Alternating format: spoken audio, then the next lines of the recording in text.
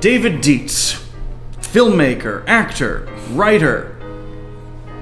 Jack of all trades, master of none. We can go on and on and on. You have produced quite a bit of work here in our fair hamlet of Pittsburgh. I have, yeah. I've done a lot of... I started off in the theater, working with different local companies around the area, and when I really started to get into producing more work was once I started working with a group called Sunday Night Live, who were a playwriting group. Mostly they took scripts from other playwrights and put them on stage with a group of actors just sitting at a table, kind of like we're doing right now, and they would read the script and give the author notes on it so that maybe they could either improve it or tweak it a little bit just to get it ready for any kind of production. And once I started doing that and I had the kind of the directing bug in me, I thought, well, I've always wanted to be a filmmaker. And I've always wanted to, make movies and, put them out there and do all that sort of stuff with.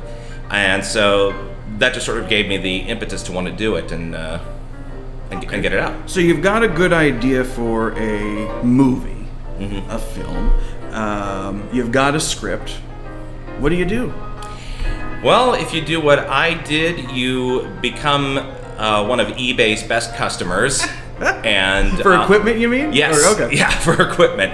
You'd be amazed the kind of deals that you can find on eBay as far as equipment goes. I basically took the time. I had written a script back in my college days, and I finally got around after about 10, 20 years or so to finally thinking, well, I'd like to produce this. How do I do that? And the first thing I realized was, well, I need equipment to do that. So, like I said, you become the best customer that eBay has, and you go looking around for different things that you would need, like a camera, a good microphone, a computer software to edit it. And once you get all that stuff together and you have basically all the tools that you need, that's when you can really go into the production phase and start putting it down on film or video in this case now. I worked in the theater around Pittsburgh for, I think I was working in it for at least 10 years before I ever decided to really get my feet wet and shoot a film. But it was a good thing because I got to know, okay, who did I think were the good actors, who would be reliable, who would show up, because I think Woody Allen once said that 90% of success in show business is showing up. So I wanted to make sure that these would be the people who would be there and that I would want to have on board to help me produce it. Did you find it difficult to transition from theater to film?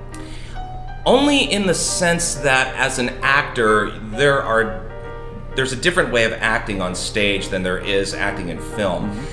One of the things that I had always thought about, when you want to make a film, okay, what's the first thing you want to work in, or what's the first genre? And a lot of really great filmmakers got their start working in horror because of all of the typical genres that are out there. It's probably the easiest to produce something in. Not that really, not that producing a film in itself is easy, but it's probably one of the easiest genres to just try to get your feet wet in. And wet in blood. Yeah. Wet in blood. Although, if you watch my film, there's really not a whole lot of blood in it per se. They're more psychological thrillers. Yeah, exactly. I didn't want to go like, Friday the 13th or whatever with it. Like this fine psychological thriller, Fetish Dolls Die Laughing. Yeah. This is deep. I can yeah, it's a very deep psychological drama about the effects the internet has had on... Actually, no, it's not like that at all. Who do you play in this? I play a lawyer in it. Now this was filmed here. Yes. This was all local actors, local crew. Produced by David Silvio. His company's called Kiss of Death Productions. And they produced other things. They had another film out a few years ago called Meat for Satan's Icebox. Oh. That Troma distributed. Oh, so that was a good family feature. Yes, for exactly. Bring the kids along. Yeah. What is it about Pittsburgh that seems to breed a lot of independent horror movies? I mean, we've got our roots going back to Romero's Zombies, and it hasn't gone away. But yeah, George Romero, he's probably the godfather of the Pittsburgh filmmakers, because he was the one who took a bunch of people and just brought them all out to a cemetery and made Night of the Living Dead. The one that is my film is a one called Indemnity. That surprisingly enough is right down there. How convenient. Rage of a Jealous Vampire. Now, I guess vampires have a lot on their plate. There's a lot of what is it that really? Oh, sorry. What is it really that would drive a vampire to feel jealousy? Well, if you watch my film, we don't want to give too much away because we want to right, encourage folks to. Now, where could somebody get this? Well, if they wanted to see it. If they wanted to get it, they could either go to its website, indemnitymovie.com, or it is available online through Amazon. We are filming this interview today at the Smiling Moose in the South Side, and because portions of this film were filmed right here. Actually, the majority of it was filmed here. Yeah, at this bar right here behind us. I don't know if they can see it. They have back cleaned here. the blood stains, Yeah. by the way. This is very important. But no, Smiling Moose, great place to grab a drink, grab a bite to eat, and non-vampiric delve bite to eat. into some Pittsburgh vampire lore. But what I was really kind of looking for, and this is kind of an interesting thing about shooting in Pittsburgh, you can make it look like anywhere. This is true. It doesn't have to be, Hollywood or New York, unless you're trying to do someplace tropical. Then you might run into trouble.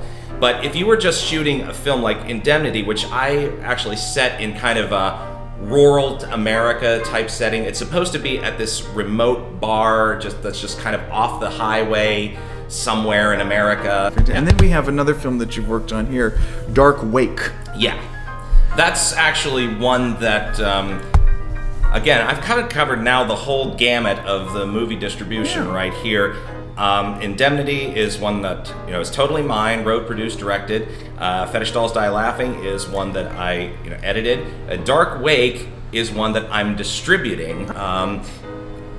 You'll be, I think, hopefully you'll be on the edge of your seat up to the end, just trying to figure out what's the mystery behind it. Why is there a jealous vampire, and what does it have to do with this guy William, who's showing up at this bar and telling his story to a bartender who he barely knows? Mystery, romance, jealousy, and vampires. Yeah. Indemnity. Yeah, Ina Block is in this. A nun who is about to receive the Mother Teresa Humanitarian Award. Right next to Fetish Dolls Die Laughing. So this is a great weekend double feature right here.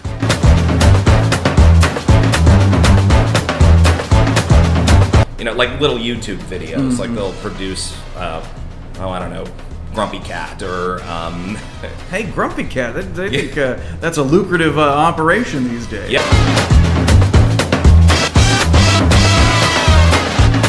My dad at one time dated Judy Ridley, who was one of the girls in the original Night of the Living Dead. The second blonde who comes in. I don't know how familiar you are with that, but anyway. This is 6 Degrees of Judy Ridley. Yeah, maybe.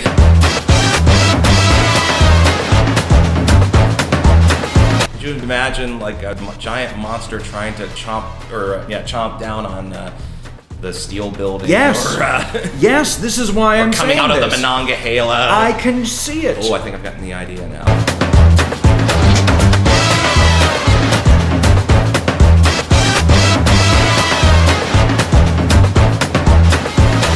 What'd you think of Sharknado? Never saw it.